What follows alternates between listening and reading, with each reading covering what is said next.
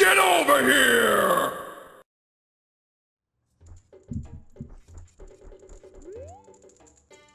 Ultimate potion. How about 100 rupees? So yeah, now that we did the thing with her and the odd mushroom, we can get this now. Yeah, okay. Which, while not as useful as a fairy, it recovers life and magic power. It probably heals you more than a fairy, because the point of the fairy is just that it goes off automatically when you die. Yeah. So, yeah, that is a thing we can snag now whenever we want. Cool. So, there you go. How's it going, everybody? Welcome to episode 28 of Let's Play The Legend of Zelda Ocarina of Time. I'm the Green Scorpion. I'm the ComicFoil. And now that we have some cool new handwear, you can actually see it on his model there. It's kind of sick. We have access to a few other things that we can do now. Do you want to go back up to Death Mountain, actually? Oh, yeah, that's right. We might as well do with the Bolero of Fire, right? That might be faster, yeah. Yeah, I think Bigoron has had enough time now to work on that. Sounds good to me. So yeah, in the last episode, we took care of some things as a kid, heading up towards the Desert Colossus, but now we have to finish that up as a grown-ass man.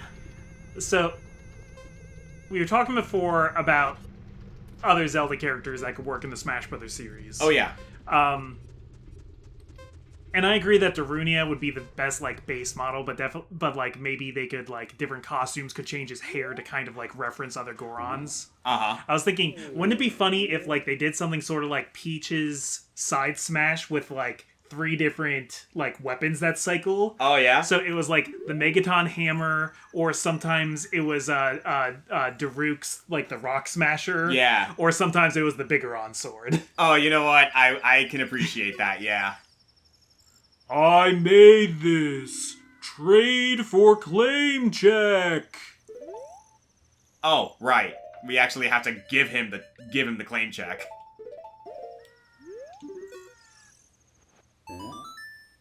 That sword is my finest work. The Big Goron Sword. There we go. That sword is my finest work.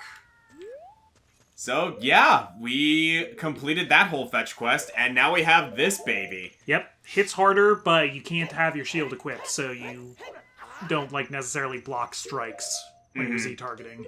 I still prefer the Master Sword because, you know, I am a simple man. I like having a shield. That also. Funny thing is, like, we still have the claim check. Yeah, because that... I think because that's the last item in the fetch quest, and they want to keep that... Like, they want you to have a full inventory so that you know you did everything. Right. Because otherwise that would be empty. Mm-hmm. Okay, so you said that there was somewhere else we can go? Zora's Fountain, which is, yeah, the frozen area. Oh boy. Yeah, that's gonna be a whole thing, isn't I it? think we're gonna have to walk to it. You go to Kakariko, that'll save us a little bit of time. No, hang on a sec. No. No, I don't want to go to Kakariko Village. I want to go to... There we go. Okay. Yeah, we're gonna do the, we're gonna do the, Oh, right, the Lost Woods shortcut. Yep. I honestly don't know if that's faster, but I always find that faster because then we'd have to go through all of Zora's River just to get there. This, at the very least, we just have to cross the forest a little bit. This seems like it might be the fastest, yeah. We just gotta get past these guys again. So I had an idea for a question, kind of, while we're kind of collecting some groceries here. Oh, please, by all means. So, some of your most popular videos, Yes. one of the first videos to really take off was your least favorite Zelda bosses. You remade that, so updated. Well, my favorite Zelda bosses was, Oh, that's right. yeah, my favorite Zelda bosses. I remade least favorite in response to that. Yeah. And then eventually remade my favorite. Yeah. So, we had 19 least favorite Zelda bosses because Tears of the Kingdom wasn't out yet, right? Yes. And what from Tears of the Kingdom did you think would have been your least favorite if you did that? I actually had a snippet of that going through that video. If for those who may recall, I mentioned Muktarok would probably be up there as my least favorite of that game. That said, so one video that I remember watching that I really enjoyed was Rabbid Luigi actually ranked all of the bosses in Tears of the Kingdom, and he made a really, really good case for the sludge-like. Yeah. That giant-ass like that was all sludged up. Which, yeah, wasn't all that great of a fight. Yeah, that's kind of the, like, prelude to the Water Temple, but definitely a boss. It counts as a boss. Yeah. The other one that, like, he also mentioned was Corrupted Yunobo. I like that one, though, because it was funny. Yeah. It wasn't a fun fight, but it was funny. Yeah, I get enough amusement out of it that it's not my least favorite. Mm-hmm. Whereas, okay, Muktarok in particular, I am not a huge fan of, specifically because of the fact that it goes one of two ways. Either you get annoyed by it, because if there is one thing that will take away the fun factor of something, is restricting your movement. And Muktarok is very good at doing that. Yeah, and if you, like, don't have good equipment to deal with it, if you don't have a plan, I think that's the best and worst thing about it. And I like that you kind of need to have a plan, but also if you don't have a plan, it's miserable. Here's the thing, though. Whatever plan you come up with, more often than not, it's going to be something that cheeses the fight. I remember one of my friends mentioning this, but, like, by nature of how the game works, you can cheese pretty much anything in that game. That's just how it is, right? Yeah. But I was a little bit, like, miffed at how easy it is to cheese Muktarok. What my friend did, I don't remember who it was that mentioned this, but he cheesed the fight by peppering the entire field with hydrants. So it's like the water was constantly, like, spewing all over the place, so Muktarok never had a chance to lay down his sludge. I feel like that's like Batman with prep time, though. Like, you had to do a lot of work to cheese that fight. You had to gather a lot of hydrants.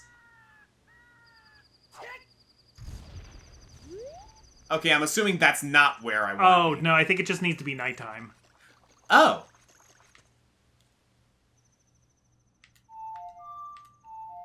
And have we gone into that cave there? Yes, we have. That's Okay. that's where we get the fairy. That's where one of the great fairies is. Well, it's night. It was night. Oh.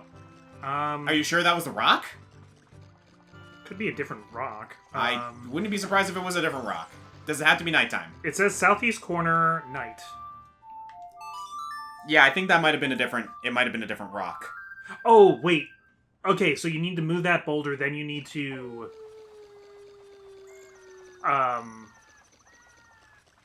Then you need to bomb that area. Huh? There's a grotto, I think. Oh. That's oddly specific. Yeah, I would have thought the Stone of Agony would have went off. Yeah, it didn't. Unless I just wasn't paying attention.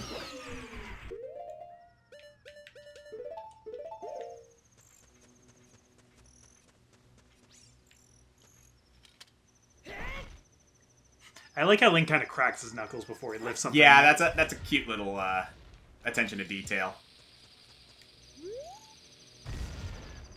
Oh, that was a rock.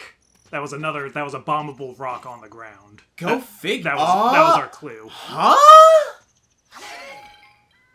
Oh, I've never seen this. What the? What? What? Invisible enemies. What in the hell? Ay, mama! Yeah, fun fact, this is the last listed Skulltula on the official guide. So I think it's kind of appropriate that it's, like, defended by Skulltulas. Invisible Skulltulas of all things. Yeah. Excuse me, the heck what? Yeah, they're pulling out all the stops. We got camo spiders. Oh my goodness. Yeah, I've... phase spiders, if you will. I've never been here. Wow. I appreciate the fact that all these... I've said this before, and I'll keep saying it. I appreciate the fact that I can continue to learn like, all the cool nuances of this game.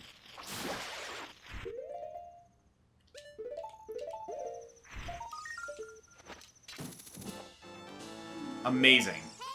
So that leaves us with 3 left. And I think... let me double check here, but 2 of them are in the Spirit Temple. And one of them we need to ride the Magic Bean by the Desert Colossus. So yeah, we're gonna grab the rest of them there. You know what else we can do? What? We don't have to do it right away, but now that we have the Silver Gauntlets, we can finish the Gerudo training grounds. We might as well, right? Yeah. I mean, the warp is going to take us to the Desert Colossus. There's no way in... Well, we could go back into the desert, and I think it'll spit us back out at the Gerudo Valley. Okay.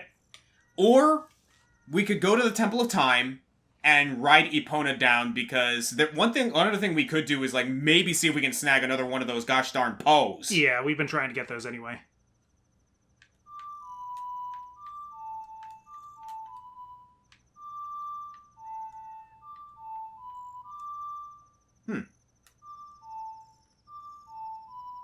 There we go.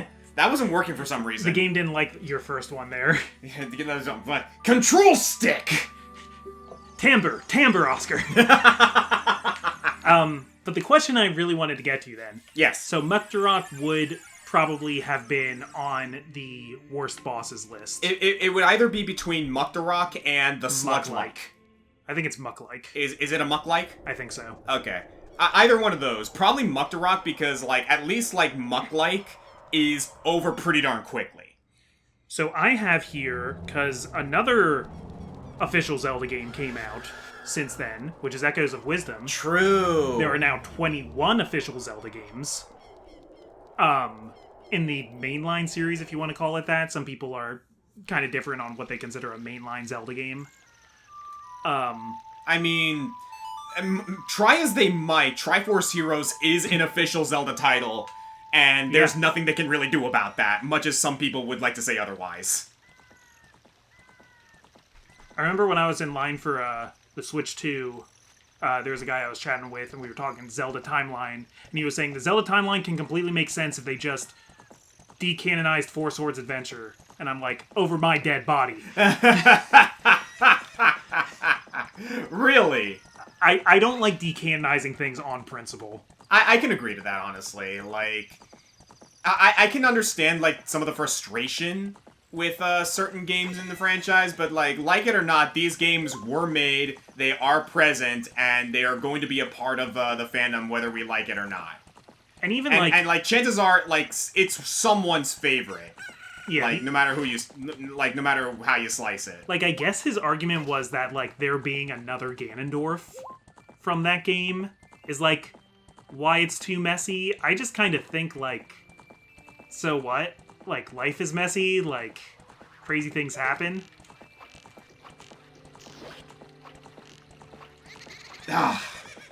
Yeah, that's a really mean one, because, like, it just, like, spawns right at the river and it can't chase it down. Yeah. You just need to have good aim, I guess. Yeah. And even, like, you stunned it once, and then we thought it was going to be in the same spot, but it moved too fast. Mm-hmm. It's just something we're just going to have to deal with. Like, yep. That's the truth of the matter. We're going to have to take the time to, like, hunt those down, like, probably off-screen, because there's no way in hell. Yeah. Well, you're going on a trip soon, so... I mean, hey, if you want to go ahead I'm sure and do I'll it, have like... time to grind it, yeah. while Amber and I are enjoying ourselves, having a grand time in Ireland, we'll... having a jolly old time. Yep. You can go ahead and... you can go ahead and handle that. Yeah, it shouldn't take too long. There's also just, like, guides to where they spawn, because they always spawn in the same places. Yeah, I also noticed that they kind of spawn, like, at a certain angle, because I passed that one spot, like, from one angle, but then, like, it didn't appear, but then I went at another angle and it appeared. Yeah, it really wants to fly over the river. So, I'm curious real quick, by the way. Okay, so he has nothing to say, but if we actually visit the Carpenters in here... In Gerudo society, those who have great skill in horseback riding and archery are well respected. How about trying horseback archery at the Gerudo's fortress? If you have a horse, a Gerudo from the fortress will set up your challenge. Yeah, about that. We already got... What was it, a prized possession or something? Apparently. Building a bridge over the valley is a simple task for 4 carpenters. When Naburu was a lone wolf thief, she never stole from the weak, but now Naburu's gang of thieves stands for cruelty and brutality. She claims to be a chivalrous robber, but no way. We're going to go ahead and keep that to ourselves. See, this is what makes me think that Naburu actually just hasn't been seen in 7 years, but Yeah. she's still considered the leader. The leader of the gang of thieves is Naburu. She is experimenting and brainwashing many people at the ruins in this desert. Ooh. There's your lore. So yeah, there's like... They're like, Kum and Kotake are basically spreading rumors and like keeping things in check by making it seem like Naburu is the reason why this is happening. Oh, yeah, now that I think about it too, Naburu could have made appearances, she just is brainwashed when she does. Oh, wow, you're right. I didn't even consider that. Yeah, she might, because it's been 7 years, that's a long time for no one to have seen her, but if she's coming by and giving commands and she's just a puppet for Kume and Kotake... Wow. Oh, this got even sweeter. Holy crap, that's a good point. Yeah, and that's why everybody's like, what's happened with her? She's gotten so cruel. Oh, isn't that tragic? Wow. I didn't even consider that possibility. Alright, so here we go. I gotta remind myself where we gotta go for this, but I believe it's this way. And as long as we just get that one last key, we should be good. Yeah, this didn't all reset it. No, we got Yep, empty, we got all the keys and everything. empty so. treasure chests. And getting back up there should be as easy as 1, 2, 3.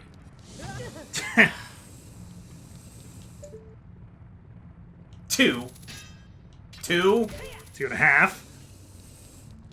3. And there we go. Darn game.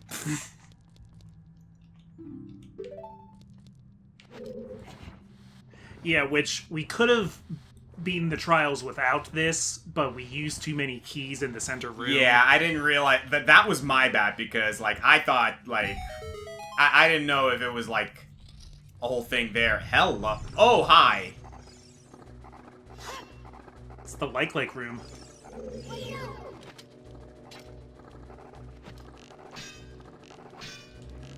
So I have a list here of all the bosses in Echoes of Wisdom. Ah! And I don't know how fresh Echoes of Wisdom is in your mind, but I was thinking maybe we could go through it. I don't mind at all. It's, while I get my stuff back. Yeah. So the first one we have is the Seismic Talus. That one was pretty good, honestly. I do remember that one, and I do remember having fun with that one. Yeah, pretty basic starting boss, but I like, you know, you break it apart so that the heart appears, and you hit the heart until it reforms. Mm-hmm. No, I think the Talus was actually a pretty good one to start with. And I just generally enjoyed it, so I wouldn't say that's one of the worst ones. Next we have Vocaver. It's the fish, the underwater boss. Oh, that one was tricky, but not terrible. Yeah, I'm not saying it's terrible, but it is tricky. It is kind of what I think is going to turn out to be the worst boss in the list. All right. Just because it could be a little annoying to, like, get over to sometimes. Yeah. Oh, hello.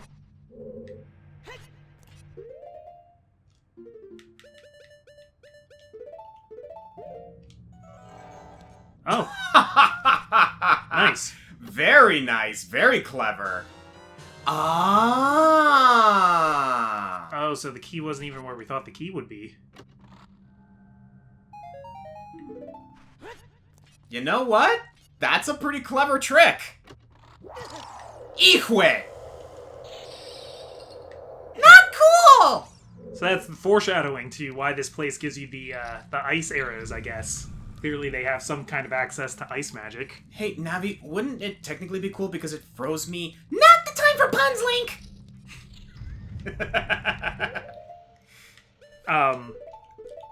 Anyway, continue. Third boss on the list is Mogriff. Remind me. It's a mole griffin.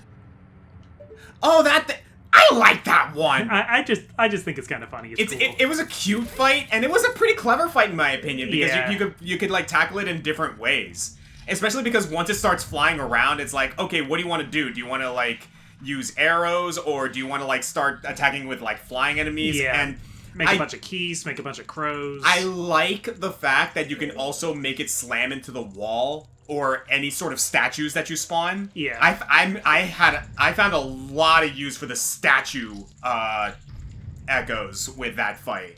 Oh yeah, that's smart. Mm-hmm.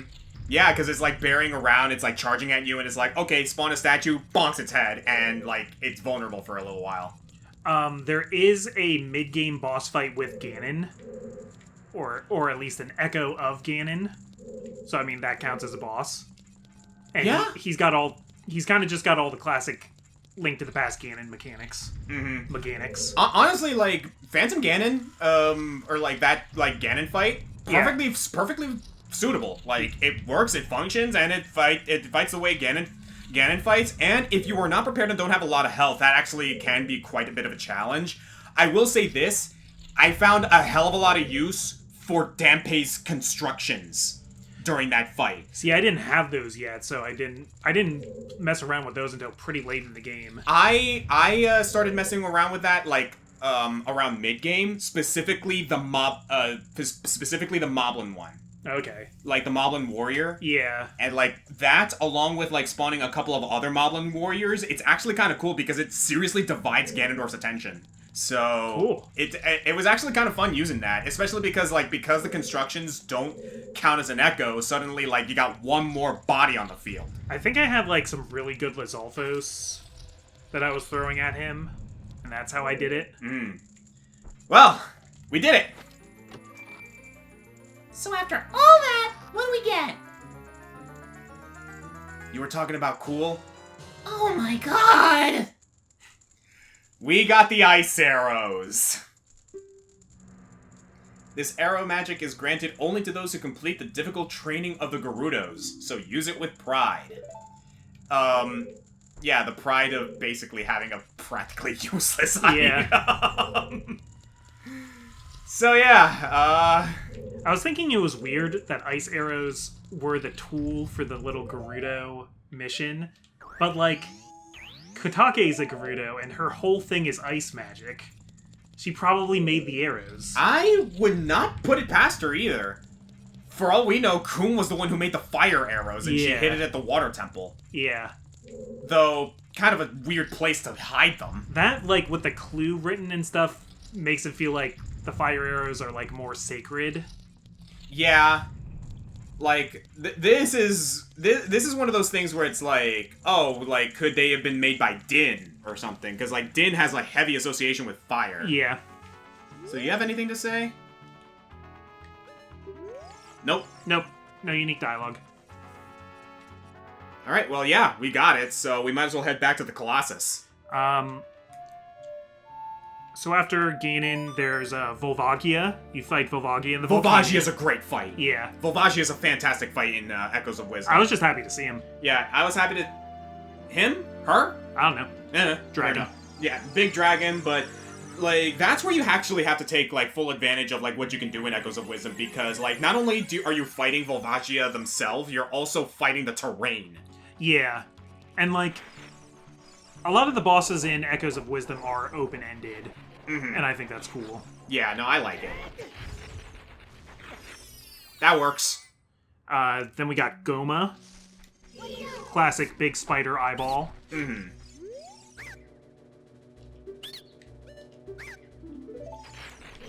Goma is about what I'd expect out of, like, a boss, out of a boss fight of Goma, so... Yeah. It worked just fine. Just Goma put into the Echoes of Wisdom system. I am going to say, I like the fact that it took advantage of, like, what you can do in Echoes of Wisdom, and I like the fact that it's a spider that actually tries to web you up. Yeah.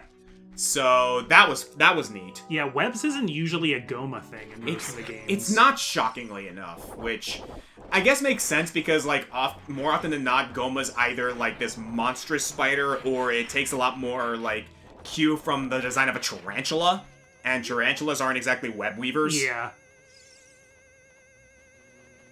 To use, like, a Tirzu kind of description. Oh, there it is!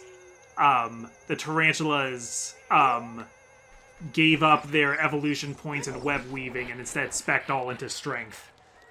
Yeah. Oh, we were actually having a really fun conversation in, Sheikah's, server, right? Yeah. We had this entire conversation about, like,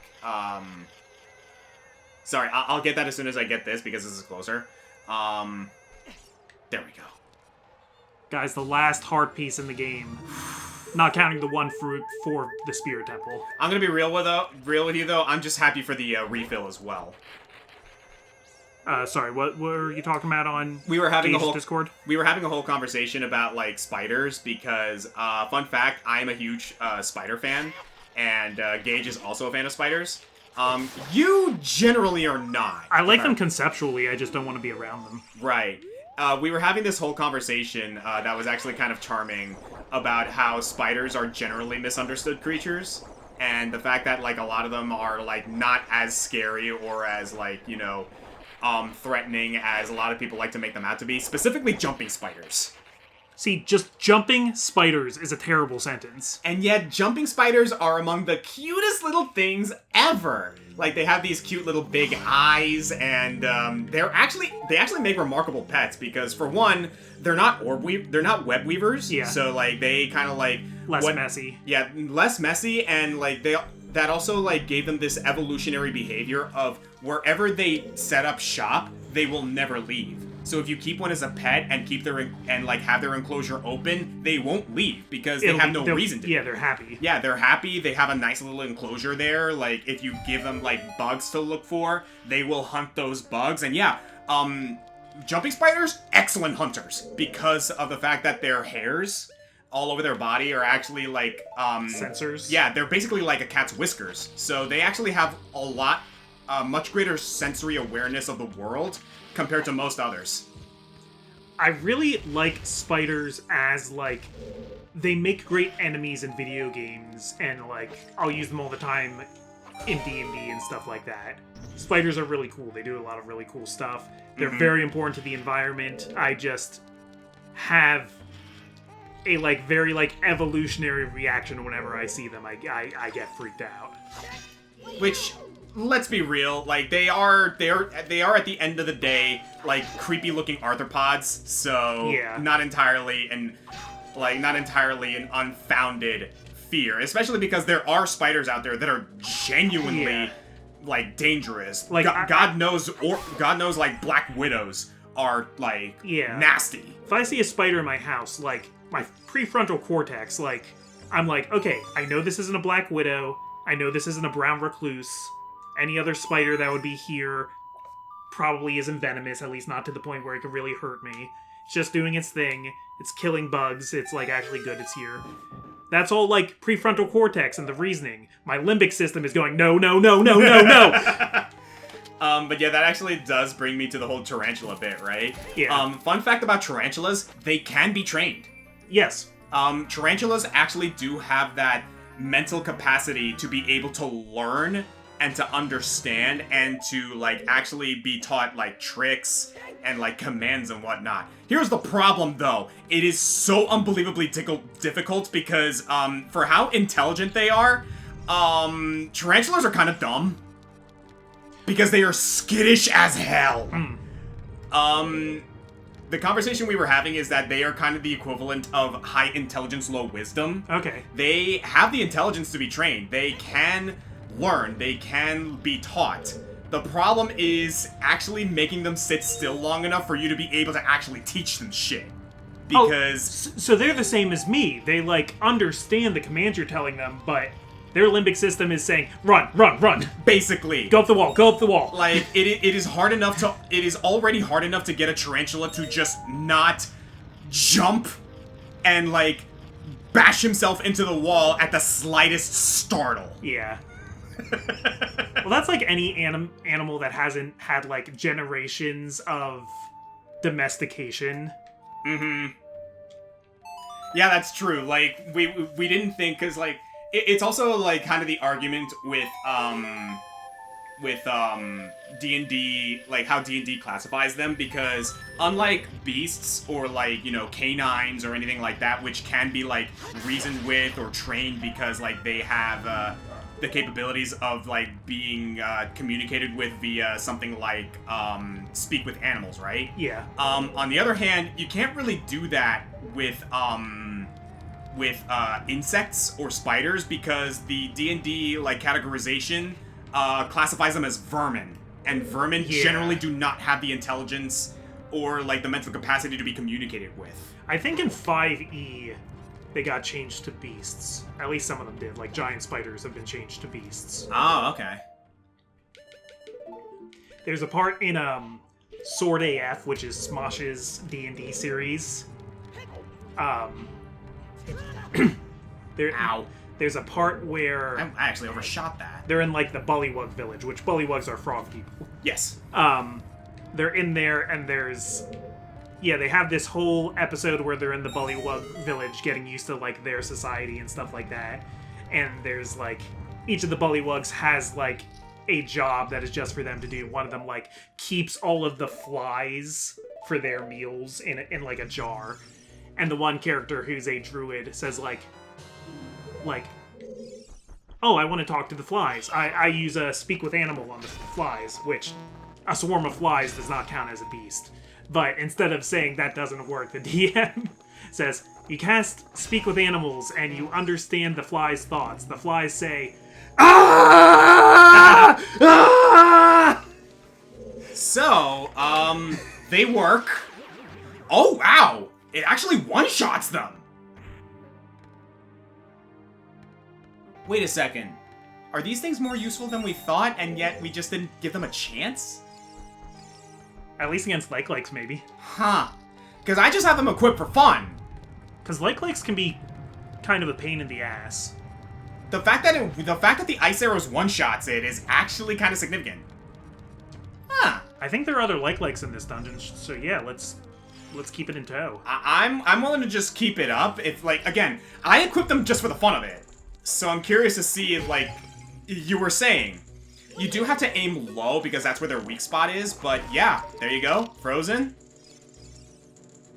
Great movie. And dead. Huh. But yeah, I like the idea that if you cast Speak with Animals on bugs, you just hear, like, screaming or something like that. Yeah. But yeah, so we're still on the conversation of, Echoes of Wisdom. Right. So, talked about Goma.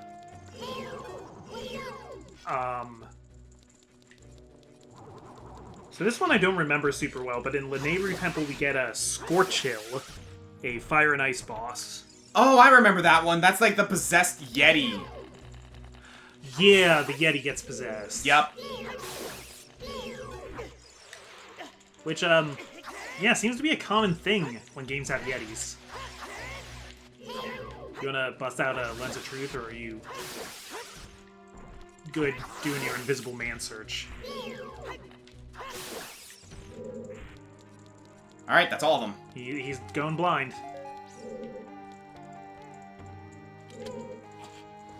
I don't mind imposing an extra challenge on myself. And then we have the final boss, who we don't usually consider in these anyway. So for the sake of, like, spoilers for any people who haven't seen or played Echoes of Wisdom yet, I won't go into it. Yeah. But there's also some mini-bosses. Like, there's the Link Echo you fight a few times.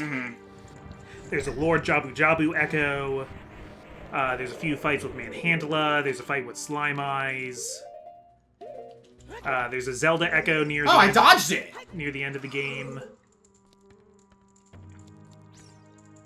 That was new. Landmola, which is a boss-like enemy that appears in the desert. There's Smog, who's in one of the side quests. There's a volcanic talus, and there's the Bori, which is a Baronade type boss. I remember that, yeah. Those are mostly all kind of like smaller things. Yeah, it seems like the underwater one would be like the worst of the bunch, which, again, it's not that bad. Like, I wouldn't necessarily say that none of the bosses in Echoes of Wisdom, I would say, are generally terrible. Like, they're, for the most part, pretty well designed. Vocavore, which I think the naming there is... Oh, wow. The Zora section of the game has a lot to do with music, and it sings, so I think it's a mix of vocal and carnivore. Got it. Vocavore. Dude, I'm learning shit. The ice arrows kill the statues. Oh, neat. What? Are these things more useful than we thought? I think they're more useful than we thought. Wow. I'm learning shit. So Vocavore would have made the top 21 worst Zelda bosses. Who do you think would have made the best? The best one of the bunch? Ooh. Honestly, okay. Seismic Talus, Mogriff, Ganon, Volvagia, Goma, Scorchill. I'd probably say Volvagia. Like, it takes really, really good advantage of everything that you can do in that game. It's generally the most challenging of the bunch. And it's a really well-designed one, and it's just good to have it back. I will say, I think the other one would be Goma. Because I like the take they took with Goma, and you do still have to think about it in order to actually manage it properly. So yeah, I would say it's between, between Volvagia and Goma. I would go with Volvagia in this case. Alright, there you go, guys. So that's your update to Green Scorpion's opinions on Zelda bosses. I am not remaking that list anytime soon, just so you know. I think it would be cool to maybe, like, rank the, like, final bosses or, like, the end games of Zelda Oh, game. yeah, absolutely. That is actually a countdown I would like to tackle one of these days, is just the final bosses, because there's a lot to talk about there. Yeah, we disqualified them from being best bosses. Yeah. I think we disqualified them from being worst bosses also, which... We did, otherwise we absolutely would have included Calamity Ganon, because, oh lord, Calamity Ganon was a disappointment. Yeah, at least Dark Beast Ganon. I don't really like Calamity Ganon either, though. Yeah, like, the thing is, like, Calamity Ganon was fine in and of itself, but, like, it doesn't change the fact that... Hang on. There we go. It doesn't change the fact that, like, some of the bosses in the game itself were more fun than Calamity Ganon. I'm sorry, I really like the fight against Thunderblight. The other thing about Calamity Ganon is if you're playing on Master Mode, it's miserable. Because it's just, there are points where you can't damage it, and that whole time it's regenning. Yup. Hit pause real quick.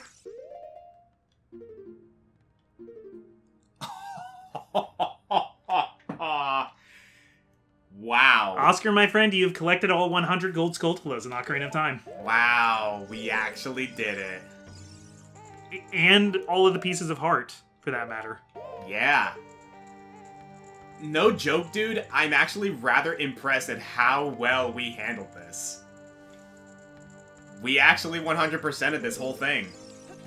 Well, not quite yet, but we're on it. You know, with dedication and the Notes app on your phone, anything's possible. Yup.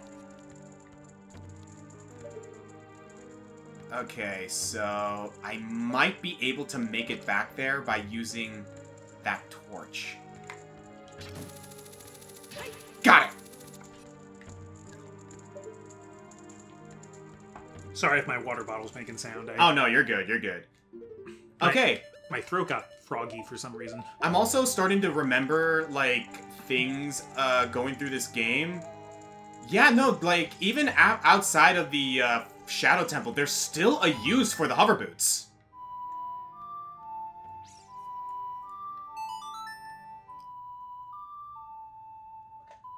Now that's interesting.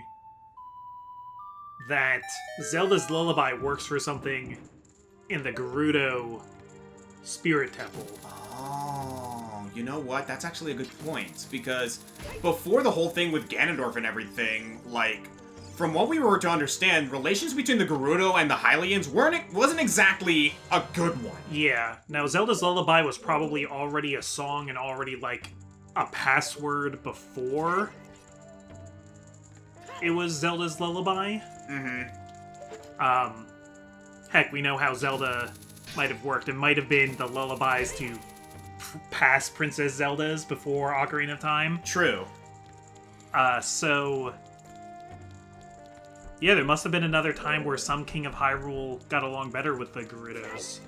Maybe even Tears of the Kingdom in the past when the Gerudos... when one of the sages that helped in the imprisoning war was a Gerudo. That's true. Yeah, that's the interesting thing too, because like Breath of the Wild, Tears of the Kingdom pretty much establishes right from the get-go that the Gerudo and the Hylians have a wonderful relationship. Yeah. If like, you know, Urbosa and Zelda's relationship is anything to go by. Yeah. We see in the flashbacks there are at least some Gerudo working with Ganondorf. And like there's the cutscene with like the Maduka. Yeah, the Molduga army. And those Gerudo look crazy, they all have mohawks. Oh yeah.